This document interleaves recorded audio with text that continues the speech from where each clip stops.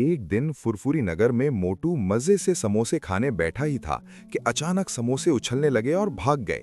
ये देखकर पतलू फौरन अपनी लेबोरेटरी गया और समोसे ढूंढने वाला एक खास रोबोट ऑन कर दिया, जिसे देखकर मोटू बहुत खुश हो गया। उसी वक्त इंस्पेक्टर चिंगम वहां आया, मगर रोबोट ने उसे समोसा समझ लिया और उसके पीछे भागने लगा। इतने में मोटू ने एक बड़ा समोसा पकड़ा, लेकिन वो अचानक गुब्बारा बन गया और मोटू को आसमान की तरफ ले गया। पतलू सीढ़ी लेकर मोटू को बचाने आया, मगर सीढ़ी खुद ही भागने लगी और सब हैरान रह गए। फिर डॉक्टर झटका ने अपनी सुपर स्पीड मशीन निकाली और मोटू को उसमें खड़ा कर दिया, और मशीन चलते ही मोटू इतना तेज भागने लगा कि पूरा फुरफुरी नगर उसके गिर्द घूमने लगा। अचानक मोटू को समोसों की खुशबू आई और वो फौरन रुक गया।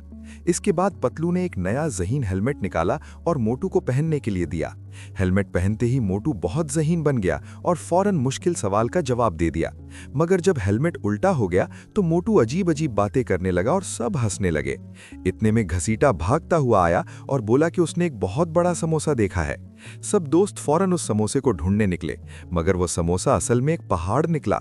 मोटू खुशी खुशी पहाड़ पर चढ़ने लगा, मगर अचानक फिसलकर नीचे आ गया। फिर पतलू ने अपनी नई उड़ने वाली साइकिल सबको दिखाई, जिसके पर भी निकल आए। मोटू साइकिल पर बैठकर उड़ने लगा, मगर सीधा दरख्त से जा टकराया और पत्ते गिरने लगे।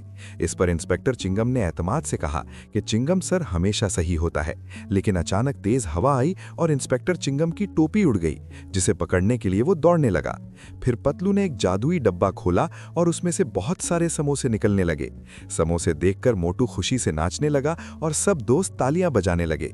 मगर अचानक इसी डब्बे से समोसों की जगह सब्जियां निकलने लगी और मोटू उदास हो गया। फिर पतलू ने छुपा हुआ असल समोसा निकाला तो मोटू खुश हो गया और सब दोस्त हंसते हुए खुशी खुशी वापस चले गए।